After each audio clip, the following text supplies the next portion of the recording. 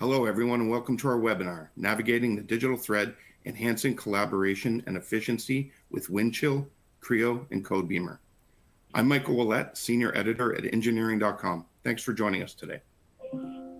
We've got a couple of housekeeping notes before we get started. First, you'll see a variety of boxes on your screen that can be moved around and resized to fit your preferences. A couple of boxes to note. The resource box has today's presentation slides and any additional resources related to today's webinar, including a PDF titled How to Enable the Digital Thread in Your Organization. This is also available via a QR code at the end of the webinar. Also, there's a Q&A box where you can ask questions during the webinar. We will have a Q&A session at the end, but feel free to ask your questions as they come to you, including if you're watching this on demand. If you are watching this on demand, still submit your questions and our presenters will get them and get back to you. A recording of this video will be available on demand at engineering.com. If you do happen to run into any technical issues during our webinar, first try refreshing your browser. If the problem persists, reach out to us through the Q&A box. Now I'd like to thank our sponsor, SBK, for sponsoring this webinar and allowing us to bring you this critical and timely information. And we'll introduce today's speakers. First off, we have Carlos Almeida, District Manager and Vice President of Engineering at SBK and Associates. Carlos focuses on combining the best practices of software engineering and operational continuous improvement. Next, we have Paul Sagar, VP of CAD and Product Management at PTC. Paul leads the PTC Creo product management team and has a solid understanding of the broad user requirements for all of Creo. Finally, we have Jeff Zemsky, VP of Windchill Digital Thread for PTC. He leads the Windchill Digital Thread product management team in the PLM section and covers a broad range of how users leverage Windchill across the enterprise. And with that, I'll pass it over to Jeff to take a look at the challenges of implementing a digital thread in the organization. Awesome. Thank you for handing it over. So on today, we will go through a range of topics for building and driving that digital thread through your enterprise, including PLM with Windchill, CAD with Codebeamer, and CAD with Creo and requirements management with Codebeamer. So if we go to the next slide, please. We will first go through a set of product and software development challenges, PTC's view on digital transformation and digital thread, then diving into synergies of CAD, PLM, and ALM, as well as innovation and Q&A. So let's take a look at some of those product development challenges. There are a range of forces that are driving customers and companies like yourselves to look at changing how they are doing business. First is an evolving workforce that is changing over time. Supply chain resiliency, as we've seen in the pandemic, the ability to be able to have the right capability to deliver your products over time. Increased needs in environmental sustainability, as well as more and more needs for software in the overall product design and development phases. In order to meet these challenges, we see that companies are investing in digital transformation initiatives to help attack these challenges head on. And in the discrete manufacturing and process space since 2022, there's been $524 billion invested across a range of solutions. What are the kinds of challenges, digging more deeply, that are keeping our customers up at night? The first is ways of working traditionally are not ideal. Teams are kept siloed. Requirements and systems engineering teams are different from design and engineering teams, who are separate from manufacturing, planning, and supply chain teams, leading to delays and longer times to market. Additionally, it is difficult to expose quality across the enterprise. So information from requirements driving to product design, driving to how manufacturing puts together the part, leads to issues in things like scrap and first pass yield at the enterprise quality level, as well as challenges in quality departments in identifying and reacting to regulatory and compliance needs, as well as quality capture. And as a result of these types of issues, lead times and time to market are too long to be able to address the range of offerings that customers would like to get.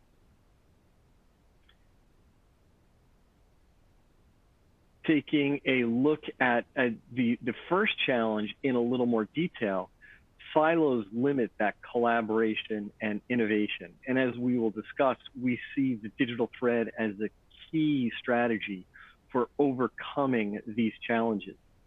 So suppliers don't know or don't have the right data.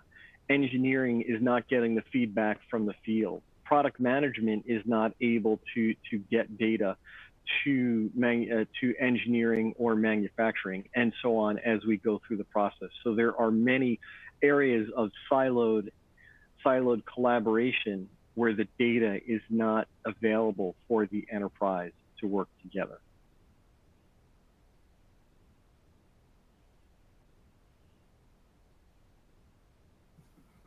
Traditionally, investments have been made in optimizing individual functions. So falling to conventional ways of working rather than investing in the entire value chain. Customers who are moving forward on transformation initiatives are looking at smarter ways to drive their data across the enterprise and unlock that value, taking it out of the silos. According to McKinsey, 2/3 of transformation efforts fall short of their goals because they're unsustainable and built in the silo methodology. In order to meet this need, this digital transformation is key to achieving success. What capabilities do we need to able to move this digital transformation forward? First is to have a clear strategy on what the business value you're trying to solve is. So what are the key points that are preventing you from being successful? Ensure that the teams across the enterprise have access to the data as needed, and distributed technology allows those teams to innovate. Also important is to have a model that can operate at the scale of your company. And finally, and maybe most importantly, is ensuring you have the right organizational change management, as many times this involves changes to not only technology, but more importantly, how business process is engaged across the product development cycle. Well, thanks, Jeff. That sounds like you did a great job of framing the conversation today and the challenges ahead. But what you described seems like a really complex endeavor. Paul, maybe you can walk us through a little bit of how to handle this complexity and what companies are doing.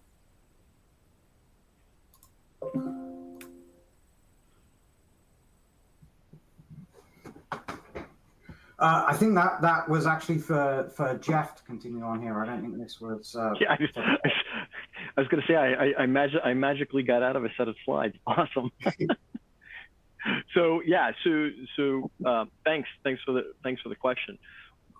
Companies that are successful in this are engaging in digital transformation to drive their growth and profitability, to work across the digital thread along with the help of partners like SPK and Associates to make that successful for their organization.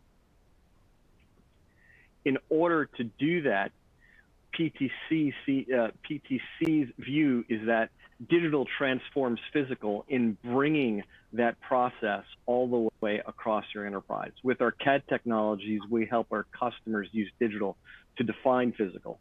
With PLM, we help our customers to manage the physical. IoT allows you to connect the physical and get the feedback from the products, both in the factories as well as out in the field, back to the teams to gain insight and understanding. Augmented reality allows you to augment the physical by having that richer view and overlay of data. And then finally, we are building and delivering SaaS infrastructure to allow you to collaborate and share on that, not just within your organization, but outside your organization, giving you greater collaboration, faster time to value, and simplifying administration.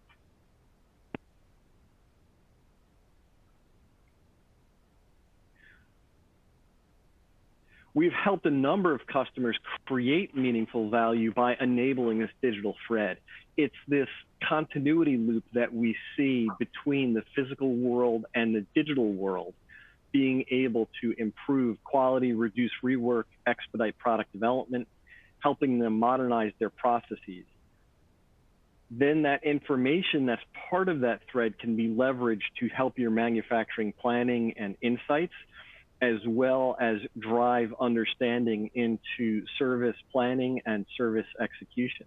Taking a look at some metrics here, we can see customers who have achieved 50% reduction in time to market, or EBITDA improvements, increased manufacturing throughput, or reduction in the amount of time field technicians need to actually service a product. And we'll take a look at a couple of more detailed examples of this later in the slide deck.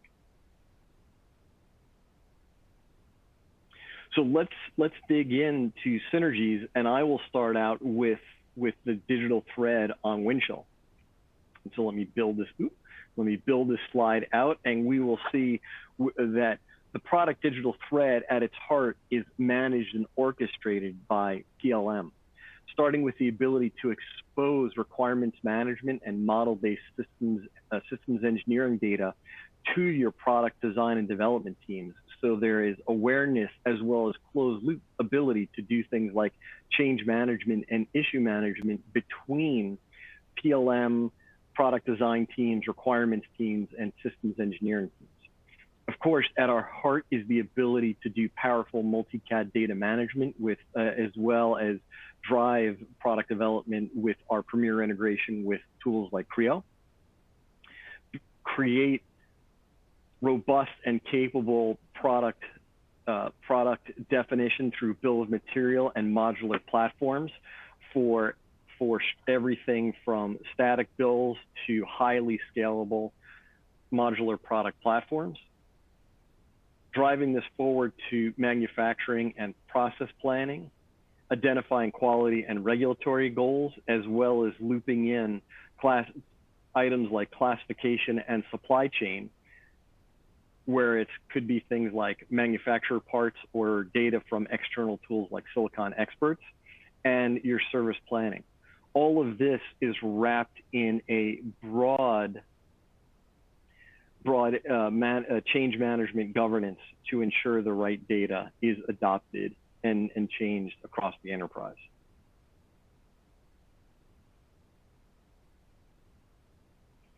The key to unlocking this value is driving what we call part-centric PLM. It's moving from the traditional drawing-based world that defines the product, that requires you to compose and then decompose data across the enterprise, to a part-centric methodology that ties together your rich CAD data to your product definition, allowing a broad set of product configurations and validation, as well as exposing it to downstream processes. Examples of customers who have done this journey are seeing strong enterprise value. So a couple of quick examples: a look at Jabil, who has seen a 4 times increase in the number of projects that they can execute in a year, or Vaillant, who has had a 53% improvement in not having a 53% improvement in having their changes right the first time, rather than having to go back and change their changes because of incomplete data. Another example, a NIDEC 40% reduction in the cost of poor quality, or Volkswagen in their powertrain group, who's seen a 25% reduction in the time required to bring a new product to market, a new product or powertrain to market. In order to unlock this, we look at the broader Windchill digital thread, having that rich product definition from CAD and bill of material tied together, which might drive a set of platform offerings. Those can be used for design and validation to do things like interference detection at scale or other validations. That same set of structures can then drive your downstream bill of material and process planning, as well as work instructions. Service planning also leverages that same methodology, again, leveraging that same digital thread and continuity through the enterprise. Those configurations across this can be delivered to the enterprise in our lightweight visualization, allowing people across the company to leverage them, both in lightweight 3D as well as augmented reality methodologies.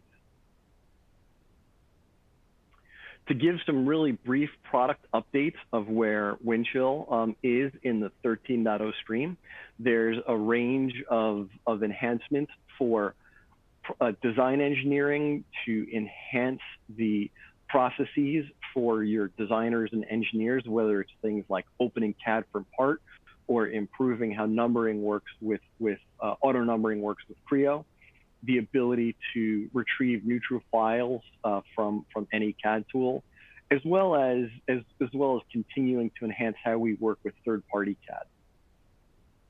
In broader product engineering, we continue to advance our platform's capability in mass generation or dynamic positioning, as well as more down-to-earth enhancements in change management and regulatory submission.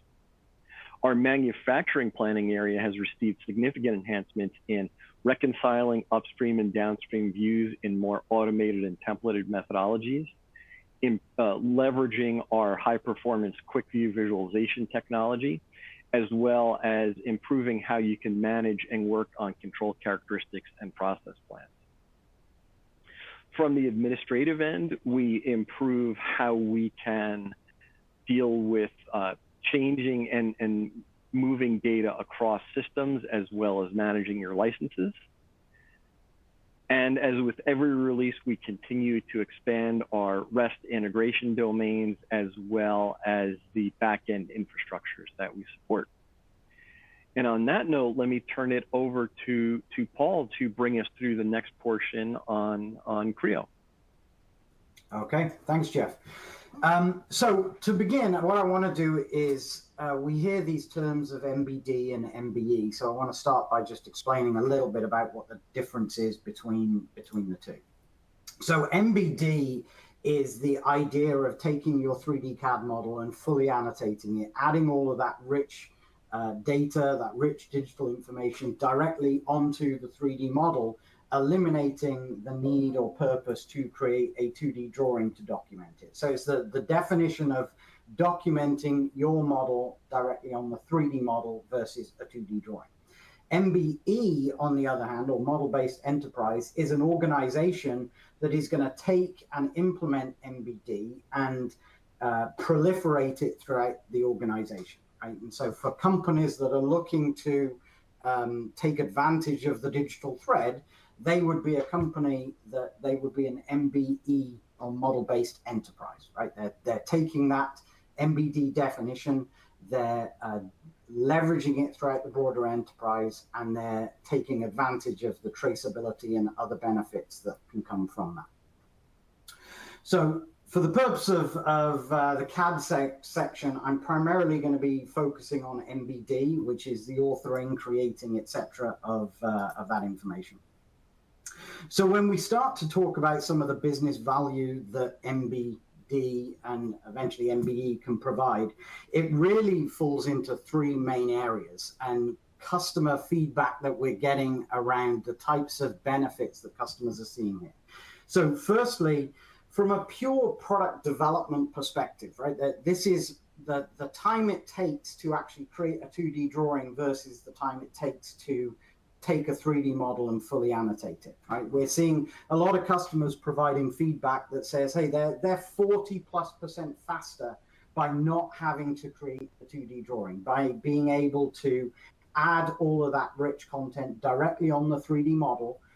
Is faster to do than it is to create a separate 2D drawing. Part of the reason for that is in a 3D model, you only really need to provide or document things that are critical to quality, critical to safety, critical to function. You don't necessarily need to go and document and detail everything, because most of the rest of the information can be covered with general profile tolerance, or at least you've got the 3D geometry there in space to be able to interrogate, which you don't obviously have with a 2D drawing. The second benefit comes more from the downstream use of that information, whether it is I'm going to take the 3D model and I'm going to apply some toolpaths onto that 3D model to calculate and drive a CNC machine, or whether it is the ability to take that 3D model with all of that rich GD&T tolerancing information and have that directly drive a CMM machine, right? So you no longer need to have somebody there that's going to interpret a 2D drawing to then go and define some inspection paths and program a CMM machine manually based upon a 2D drawing. It's eliminating that step. So here we're seeing 60% reduction in first article inspection time just due to that efficiency. And then the third item here is really the biggest one, which is about reduction of errors. I'll say as a general rule of thumb, I can give a 2D drawing to 10 different people, and those 10 different people will interpret the 2D drawing in 10 different ways, right? 2D drawings are always open to interpretation. And therefore there is a risk, a high risk of somebody misinterpreting the drawing, creating non-conformances or creating incorrect parts as a result of that. So transitioning from 2D to 3D model based is really a big push and efficiency gain in reducing that number of non-conformances. So where does Creo fit into this, and what are the level of capabilities that Creo has here? So at a start level, Creo has a very, very broad set of authoring tools to be able to fully annotate your model, right? To be able to create all of the annotations, create all of the GD&T, streamlined workflows to enable you to build all that information and capture all that information as a single source of truth, covering both ASME and ISO standards for the creation of that information. The second part we also have, though, is a very broad set of tools to be able to validate that. We have capability in Creo called GD&T Advisor. GD&T Advisor is something that is focused on guiding the user through the process of adding that information. GD&T itself can be a pretty daunting and complex task. And so GD&T Advisor helps guide you through what GD&T, what call outs you should put on particular geometry and particular items. What it also does is it validates not only that your model is conforming to the appropriate standard you've chosen, but it also validates that your model is 100% geometrically constrained, right? So it's eliminating any risk of there being missing information on that 3D model.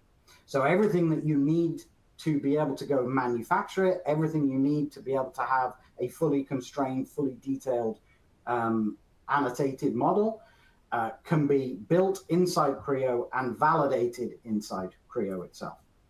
And then the third piece is about taking that information and pushing it out to the broader enterprise. And so we have capabilities in Creo to push that out to a number of different formats, whether it's our own Creo View format, or whether it's neutral formats such as STEP, JT, PDF, etc., that can be leveraged for downstream use. But when we're pushing that information out, we're not just pushing graphical information about the annotations. Those annotations are all semantically aware. They understand the construct. They understand the relationship of surface references to datums, et cetera, et cetera. So when we're pushing that information out, we're also pushing out the full semantic definition as well. In addition to that, we also have the ability inside Creo to define control characteristics and publish those control characteristics. And this is important because this then allows us, as we move forward into the enterprise, this notion of control characteristics helps us really build out the digital thread. So not only can I create a fully annotated GD&T model, I can also identify what are my key control characteristics in that model, publish those out to Windchill. Those are then objects that can be managed through a life cycle that can feed into something like npm link to build out instruction plans.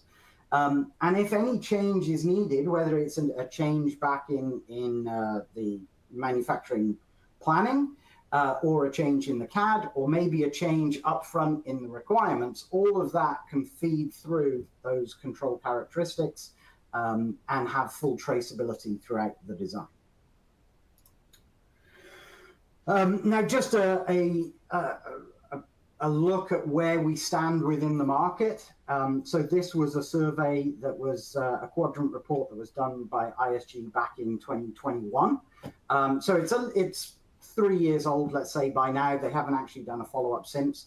But in essence, this was looking at, from a software perspective, which companies are most advanced, most ready to enable a company to transition to a digital thread and take full advantage of MBD and MBE. And this, in essence, put PTC at the top position, both from the breadth of our portfolio as well as our strengths against the competition out there. So then finally, what I want to do is just go over a couple of slides upon our latest release of Creo. Creo 11 is our latest release. It was released last month. So it's available to customers today to take advantage of all of the new functionality we've put in. So at a very, very high level, we've really focused on 6 key themes from a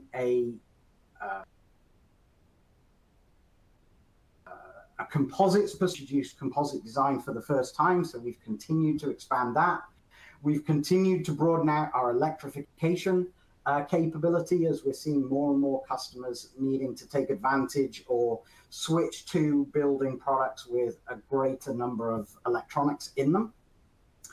As with all releases, we focus heavily upon improving general productivity and usability. So capability in the product that makes the everyday engineer's task easier to do on a day-to-day basis.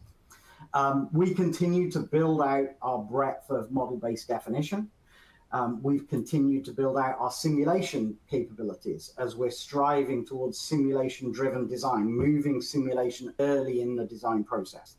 And then finally, we've also focused heavily upon manufacturing, right, as we continue to build out both our additive and subtractive capabilities.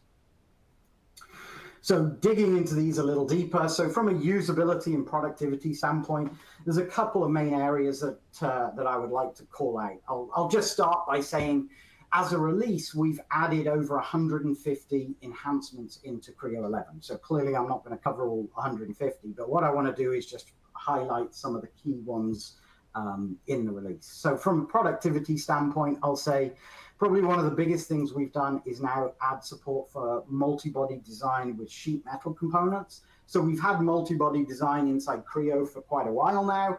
This allows you to build multiple disconnected solid geometry in one single part. We've now expanded that into sheet metal as well, so you can build multiple sheet metal bodies in one single part, whether you're looking to do that as a means for a master model technique, or whether you're looking to do it as early concepting work and eventually build an assembly from it. We've also continued to build out our surfacing capabilities with enhancements both in our style product, our freestyle product, as well as our warp product for global deformation. And then also spot welding. We've introduced new capabilities to be able to restructure your components for the purpose of spot welding and more effectively design and export that weld information for downstream manufacturing. From a model-based definition perspective, The majority of all of I'll say, general dimensioning annotation capability that is available in the 2D drawing is now available inside Creo for 3D annotations. What is missing was the support for tables. 2D drawings have a lot of tables on them, whether it be a revision block, whether it be a bill of materials, whether it be a list of configurations, etc. So we've started to add that notion into Creo 11. So now you can create simple tables, you can put them flat to screen or on an annotation plane, and you can define semantic relationships between what's on the table and what's the 3D geometry on the screen itself. We've also expanded our step export, so we now support the latest version of step AP242. From a simulation-driven design story, we've continued to build out our generative design capability, the idea of being able to provide the system with a set of requirements and have the system then go and build optimal geometry and an optimal design to achieve those requirements. And then continuing our partnership with ANSYS, we've continued to build out our real-time simulation capability, adding conjugate heat transfer in there, so being able to simulate and understand the impact of heat transfer into solid object, from fluid into solid objects. And then finally, or the last slide from my perspective, we've continued to build out composites, focusing upon improving our general set of capability that we have for designing transitions, for evaluating the laminate sections. We've introduced what are called zone-based plies. So rather than manually creating one layer of fabric one by one, we have the ability to define zones and apply a recipe of plies to each zone, speeding up the design process when you're really looking at very, very large composite structures that maybe don't have 5 or 10 layers of composites, but have hundreds or thousands of layers of composites.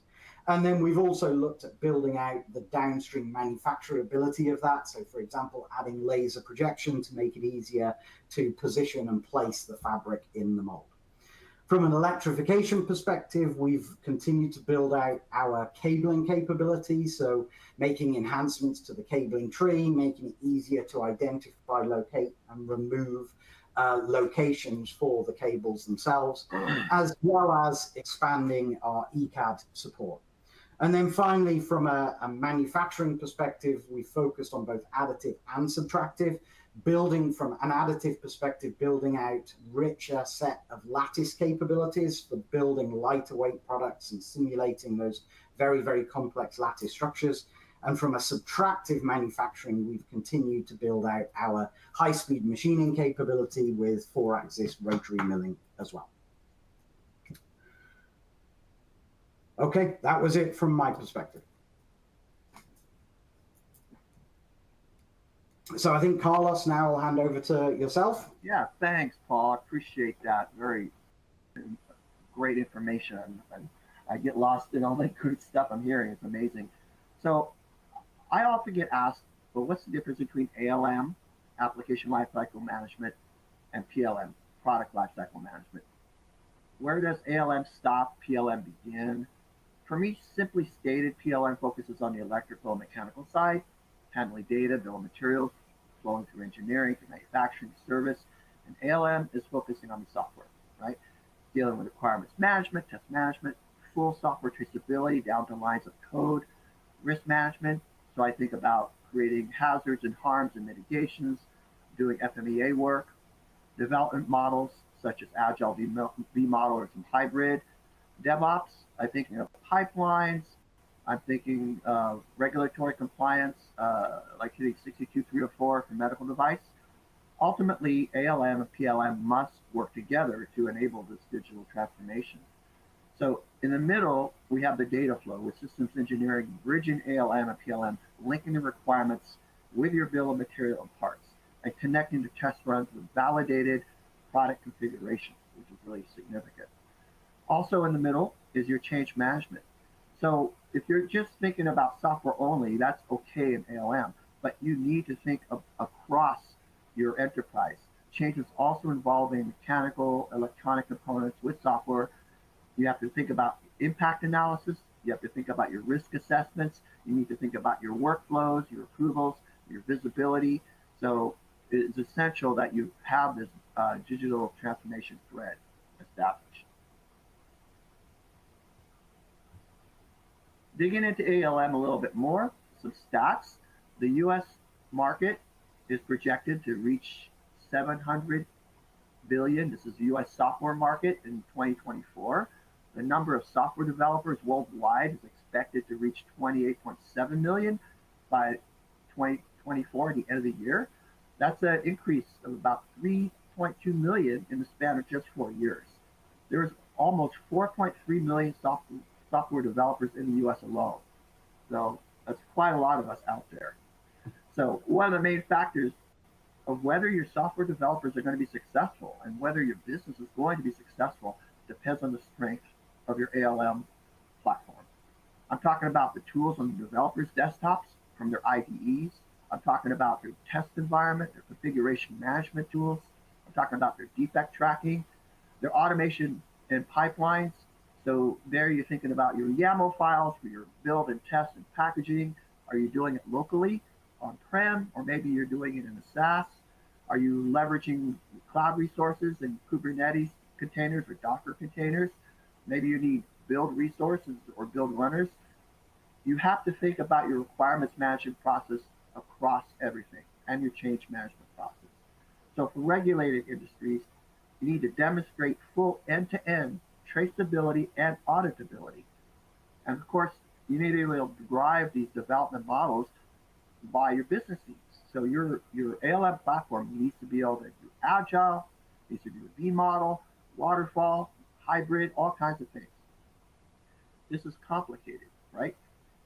And on top of that, especially in the world of software, you need to really think about your security requirements. So all of our pipelines have to be thinking about static application testing and dynamic application testing, and it better be part of your pipeline from day one, right? So all these items represents what's in your ALM process and support your overall DevOps workflow.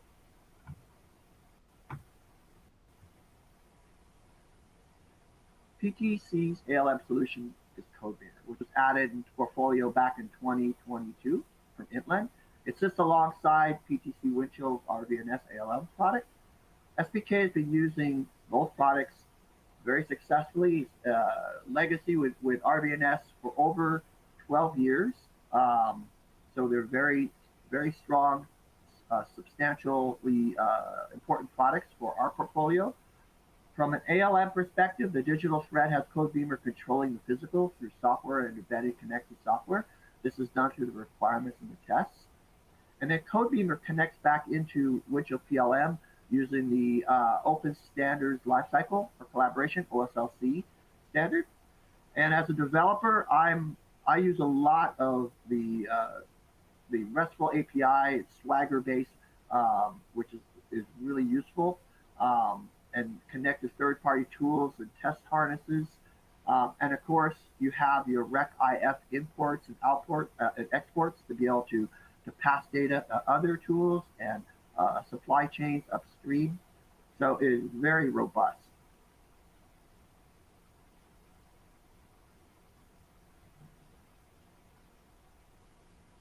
And here's a visualization of that. Again, it's a seamless integration with OSLC. It traces the Windchill PLM parts back into the Codebeamer tracker items, like requirements and tests. The links are viewable on both directions. If there's a change in either direction, you'll get an automatic suspect link, so you'll be able to clear them and deal with them and mitigate them. And you have SSO in both systems, so it really makes it easy for you to be working in both environments at the same time.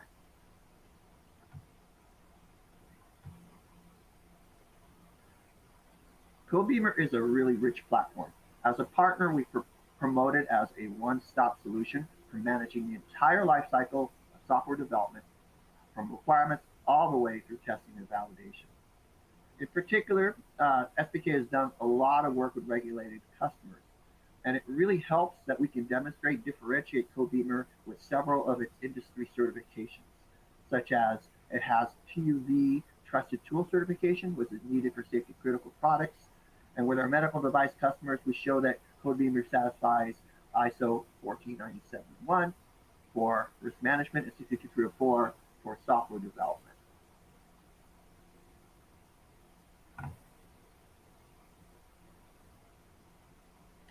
Traceability and auditability is really important for us at SPK.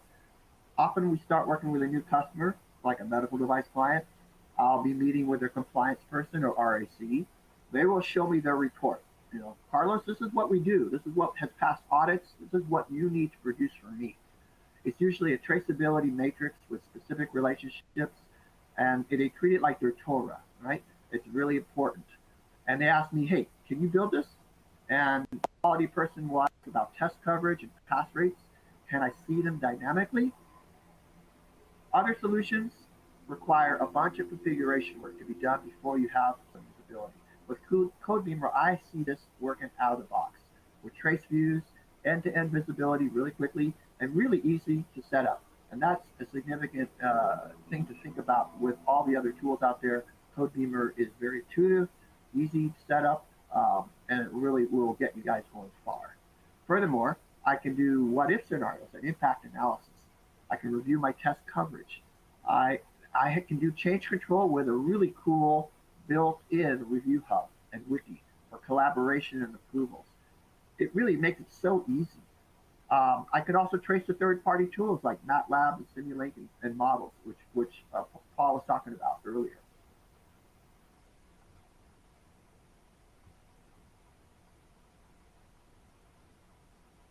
So Codebeamer has everything I need in requirements management. From the get-go, I can easily import and export Word and Excel items round trip. It has a very open architecture that allows me to create trackers of any type. Now, tracker is the container of stuff in Codebeamer, so I can create any tracker like a requirements system level tracker being satisfied by a design specification tracker, which may decompose into a component, which then can be verified or validated by a test case. It's all very flexible, very scalable, and because I can do dynamically take care of my impact analysis via my trace views, I can mitigate problems sooner. I see my suspect relationships, I can address them on the spot. It speeds up everything. As mentioned before, Codebeamer allows me to support different models such as Agile, Scrum, and Safe, Waterfall. I have out-of-the-box Kanban boards, which is really cool because often I'm having to deal with other tools to get that functionality. I'll reiterate the approval hub because a lot of companies are really nailing and buckling down on code reviews and best practices, and this has helped me roll this out for companies. And I have really fine-grained control of workflows and permissions and roles on every tracker. So if you need to constrain who sees this or that, or who can move things in a workflow, you have very fine-grained control. For test management, I can create test cases, test sets. I can execute those test runs with parameterization, which makes it really great for reuse. I can dynamically view my test coverage in my test coverage browser. And then I can execute locally or externally and set the verdicts back. Because often you may have your own test harness. So with Codebeamer's open RESTful API, I can set those verdicts and integrate the two systems together. And then from the product line perspective, one of the things I really love, and this is probably one of my most favorite things, you need to check this out. There is a great out-of-the-box feature that allows you to create and manage project variants. I use this to support phase development models, like when you want to do some parallel development, and then on the next phase, while your current phase is still going on, which is really common V, or if I need to do some feature development model where I want to incrementally release features into the main line. So this is a holistic view of all the artifacts complete with project variants. Very, very powerful.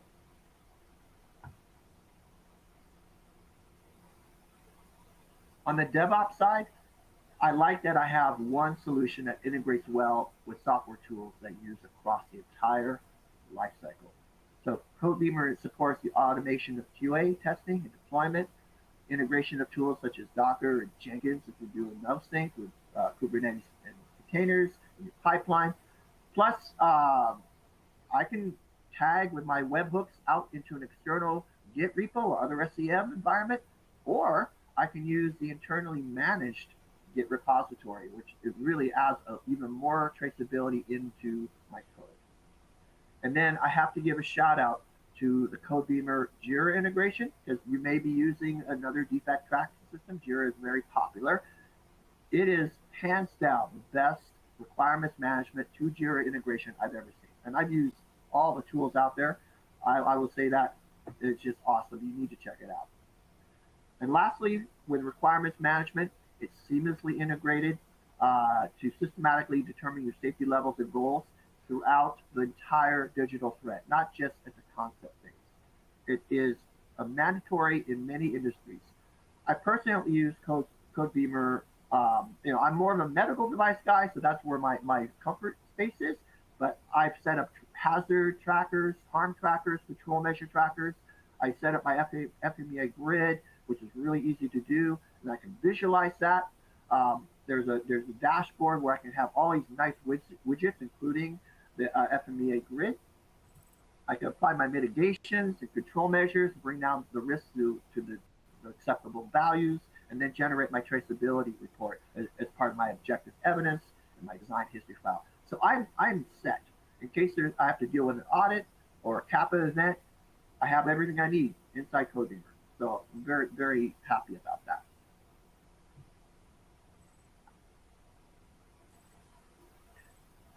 So let's talk templates. Codebeamer supports many verticals. You can have rapid onboarding by using one or more of these provided templates. For instance, there's automotive for ASPICE and 26262. I got medical audit and CAPA. I have also another medical engineering template I can use. I got a pharmaceutical one, which is really focused on gaps and more, right? So as a consultant, what we find is this is a great way to really start with our customers to show how you can jump and start using these templates as is, or you can tailor them and make them your own. So it helps seed the requirements for your intended use, because for medical device, we have to validate the system. So it's really critical that we know how the system is going to be used, and we're going to go through a CSV to prove it to auditors. So this is great that we have our templates. The customers create and start with these templates, make it their own, and then they build it into their corporate project library. So now they can reuse these things, they can evolve these things, they have change control on the templates, you have auditability. So you're not just working on the thing you're making, you have complete auditability on the infrastructure itself. So that is excellent. And I have to mention, of course, that Codebeamer is Part 11 compliant, so you can check that right off. And then I'm just in closing, this is my last technical slide. I'm so excited to be working with Codebeamer and being a PTC partner, and really looking forward to working with you to bring this into your environment to accelerate your digital transformation. Thanks so much, Carlos. That was a lot of information. Really appreciate it. And we're about to wrap this up. I'll take this opportunity to remind anybody in the audience that if you have a question, put it in the Q&A box now. And Carlos, maybe you could tell us a little bit about the relationship between PTC and SPK. Absolutely. So first of all, thank you so much for hosting this event, Mike. I'll have to say, and Jeff and Paul, thank you so much for being here. We really appreciate it. SPK started out our relationship with PTC about in 2010 as a customer. So we were in the line working with different tools embedded with our customers, and we became aware of what was then MKS, right? MKS was acquired by PTC, became PTC Integrity, which then became Windchill RVNS. And so we have worked together with countless and countless customers, really renovating and innovating and accelerating their environment. So this is PTC has been an excellent partner to work with. I appreciate that. A little bit about SPK. So our headquarters are in Scotts Valley, with employees throughout the US and Canada, and Colombia and Dubai. We're a woman-owned company. We've been in business for over 20 years. Our value proposition is that we really understand systems, processes, data, and applications critical to successful engineering. And we are dedicated to helping you build, test, and release your products to market faster with high quality. That is what we're all about.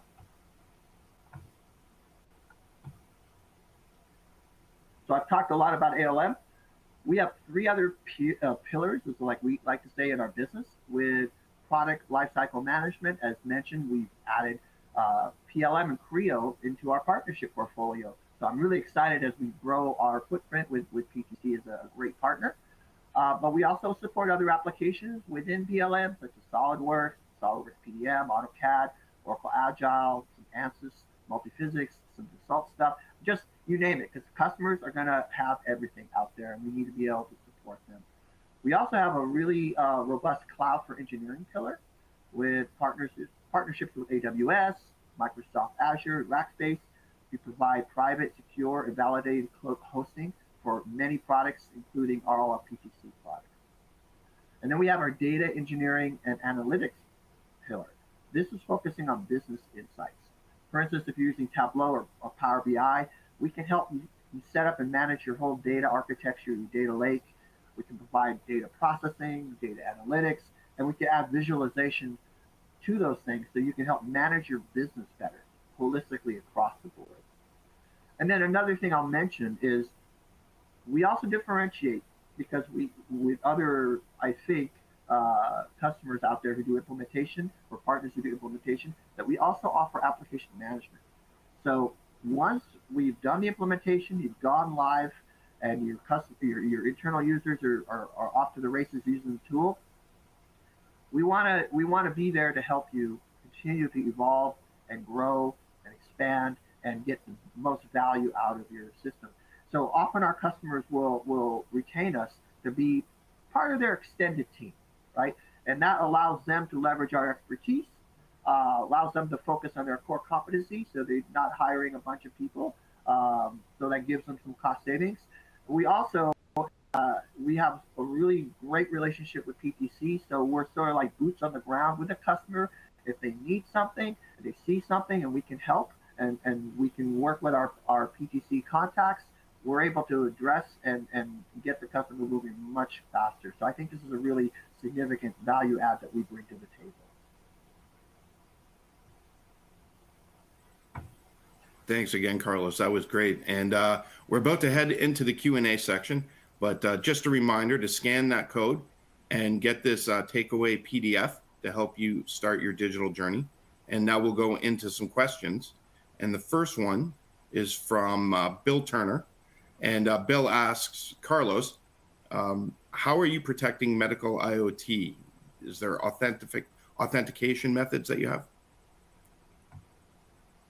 Well, we are protecting that. Obviously, we are going through all our SOC 2 parts, which is a kind of comprehensive requirements for dealing with data, dealing with security. And then we are also in the data that's being managed for those sorts of things. We have controls around those things and audits around those things. So it's a pretty comprehensive approach in terms of how we manage that. Excellent. And we have a question here. Back to you, Carlos. Given the various challenges of digital transformation that you guys have outlined in the webinar, can you elaborate on how CAD, PLM, and ALM specifically address the issue of siloed data and enhance cross-departmental collaboration? Oh, yeah. I mean, it's simply better teamwork because we're unifying across your tools. We get better visibility. Everyone's using the same workflows and systems. They see the full picture. Better change management. Now we can do impact analysis across and not be siloed and wonder what's happening over there, because we can actually see into those systems and react accordingly. Better reuse of systems and configuration management. I mentioned project variance. To me, that's a really significant one. Traceability and compliance, right? When you are level setting across your environment, you are essentially unifying it and giving visibility, and that breaks down silos. Excellent. Thanks, Carlo. And it looks like Bill's looking to get in touch with you offline to discuss further. Awesome. We have another question. This one looks like a good one for Jeff from Jason Gadella, who liked the discussion on ALM and PLM working together. His question for you, Jeff, is where's the truth for each aspect of a product? He gives an example for SW, SCM, like Git as a source, mechanical design as Windchill. How do they both come together for an overall configuration? And where is that stored when in the life cycle does that happen? Jeff, can you answer that? Yeah, that's a great question. So each system is responsible for the maturity of and configuration of its specific elements, such as a requirement or a CAD model and a part bomb. Through the linking, we support the ability to then expose that holistic product definition in Windchill. So as you're looking at that BOM definition, you can see, of course, the right maturity of the linked part, as well as as the linked requirement, as well as your CAD model. And you also have the ability in the change process to, of course, not only expose your Windchill data, but through things like problem reports and change requests, expose that remote data. So when you're defining your technical and business justification, you can identify that data that needs to be changed across the silos. Excellent. Thank you, Jeff. And we've got another one here for Carlos or Jeff, but we'll go to Carlos first and see if Jeff has anything to add. The presentation highlighted some reductions in time to market, increases in efficiency through the use of digital thread. Can you provide a real-world example or a case study where implementing these strategies led to measurable improvements? Yes, we have one customer who is essentially, they make sterilization products that then they sell out to hospitals. When we got in there initially, they had an ad hoc system. There was a lot of the disparate systems. Some was manual, some was electronic, but they were not well integrated. So what we were able to do using PTC products was essentially go from beginning to end. This was focused a lot on the test lab floor when they're doing your testing and going through their protocols. So we were able to generate the requirements from that on the ALM side and push through into the test management side, and then go through that and actually have the results and auditability for those tests, and then do the traceability out into what's going on in the lab with reports, and produce visualization of that, make sure they're compliant. We got numbers as high as 75, 80% improvement, and that's insane because they were having quality issues. We eliminated a lot of them, and they were able to take on a lot more load, if you will, because of all of the integrations that we cleaned up.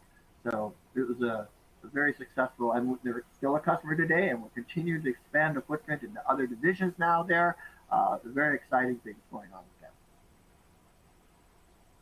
that. Excellent. Thank you, Carlos. And last question for the day. And just a reminder, if we haven't answered your questions, the experts at PTC and SBK will get a list of them, and they can reach out to discuss them with you as well. So don't think because we haven't answered them, they will go unanswered. So the last question, it might go to Paul, but if anybody feels strongly about it, they can chime in. How does PTC integrate sustainability considerations into its digital transformation solutions to help companies meet their environmental targets? So I can say from a Creo perspective, we're focused on making sure that we're providing tools inside Creo to enable customers to build the most efficient, most environmentally friendly, safe products moving forward, whether that is capabilities such as our simulation tools or capabilities such as our generative design tools, being able to optimize the design, build lighter weight products that as a result are going to potentially consume less fuel and be less impactful upon the environment. And if I can add to that, so from from the Windchill standpoint, we then allow you to add on to that in expanding the attributes that we look at in larger PLM product configuration practices, being able to look at things like material components, CO2, water usage, and such. And we to build new simulation loops that we are doing through partners like A Priori, where there's work with both the CAD and PLM to reduce your manufacturing footprint, or partners like MakerSite, who are looking at it from a BOM and lifecycle analysis and environmental product declarations. So this is an area that we will continue to expand and drive as our customers are facing newer and increasing pressures in this area. Excellent. Thanks a lot, Jeff and Paul, for that. And that will conclude today's webinar. Thanks for all the questions. Any questions that we didn't get to will be followed up with over email. And if you're watching on demand, please feel free to ask questions, because we will get to them and send you out some answers. If you enjoyed this webinar and want to share it, you'll be able to find it on engineering.com. It should be up in the next few days. And you can receive a link in your email that you can forward to somebody that you know would also enjoy this webinar. So thanks again to all our speakers, our sponsor SPK, for sponsoring this webinar. And thank you all for attending. We hope to see you again at another engineering.com webinar. Have a great day.